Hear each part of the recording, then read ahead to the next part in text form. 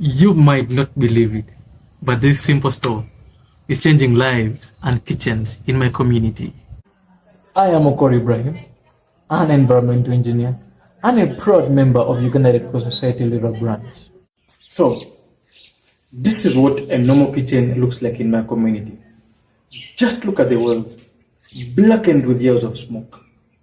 Now, close your eyes and imagine a mother cooking in that kitchen every day with her baby strapped to her back. Both of them inhaling smoke thicker than the morning fog. That mother, she's not just cooking, she's slowly suffocating one meal at a time. That image haunted me. So, I built a stove. At first, I was excited until it cracked into two after a week, and I was back to zero. The next one, it was too smoky. The third one, it was too expensive to scale. But here's the thing, every time it failed, the community taught me something new. A grandmother told me, I want to cook once and feed my 10 grandchildren. Make me a stove that fits the biggest saucepans. So, I listened. We started mixing termite soil with clay soil for durability. We made the fire chamber more efficient to chase away the smoke. Then we shaped it to fit the giant saucepans around here. Finally, something clicked. The latest version, it cuts wood used by nearly half. Families now spend less time gathering firewood and they are inside their homes.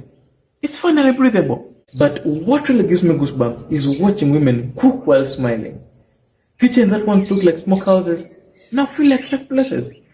That's the heart of this initiative. It's not just about the stoves. It's about restoring health, dignity, and time for people who need it the most. And the uniqueness, it's built from trial, error, community stories, and stubborn hope.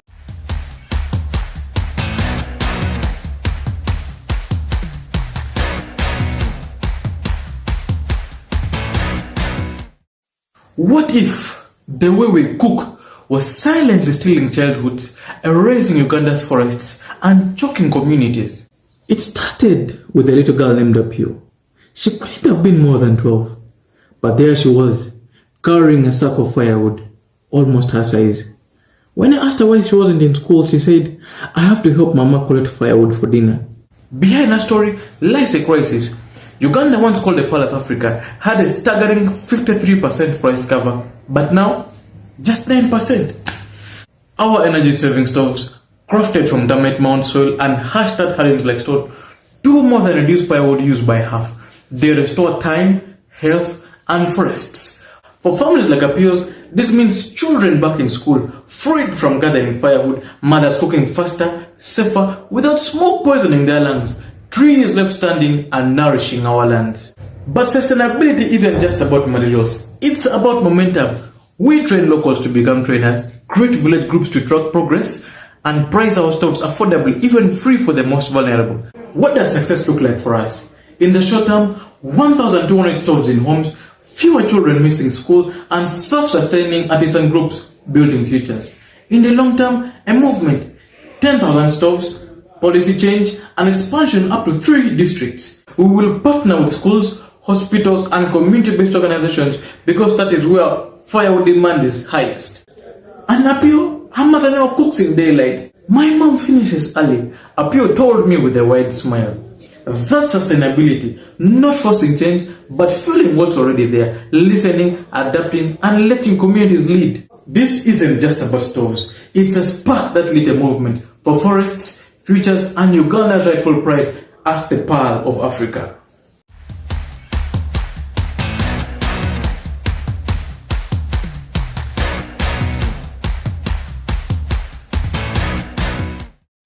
When we first introduced the energy-saving stoves, we didn't know what to expect. But one thing was certain, this wasn't just about making kitchens cleaner, but it was about bringing dignity, health, and opportunity back to families that need it the most. Thanks to IFRC's seed funding, we were able to train local champions to build and install stoves in just a few weeks. And most importantly, we listened. We listened when women told us their old stoves were burning too much wood. We listened when elders suggested local tweaks for durability. And we responded, not with top-down solutions, but with co-creation. The impact? Household firewood use dropped by nearly 50%. Cooking time has been cut down. Indoor air became cleaner. We even saw community members start small businesses building stores. But what touched me most was when an elderly lady told me, "You have brought us back our evenings." She explained how before they would cook late into the night, but now she sits with her grandchildren telling them stories. That's what impact looks like. And this directly supports the pillars of Uganda Red Cross Society of health promotion, community resilience, livelihood empowerment, and climate action. Our stores don't just reduce emissions, they reduce pressure on forests, they reduce gender-based burdens, they reduce health risks, especially for children and women. This is humanitarian action with improved cooking as an entry point. But let's not pretend the journey was smooth. There were challenges. Rain delays that stalled training sessions, initial skepticism from some families, and a shortage of resources to meet the growing demand. But every challenge taught us something important. The need is massive, and the willingness is even greater. As we look to expand, we know that this project is just the beginning, and we will create long-term change where communities take ownership and lead the way. Because true humanitarian impact doesn't just come from aid, it comes from people realizing that they can solve their own problems, and that to me is the greatest success.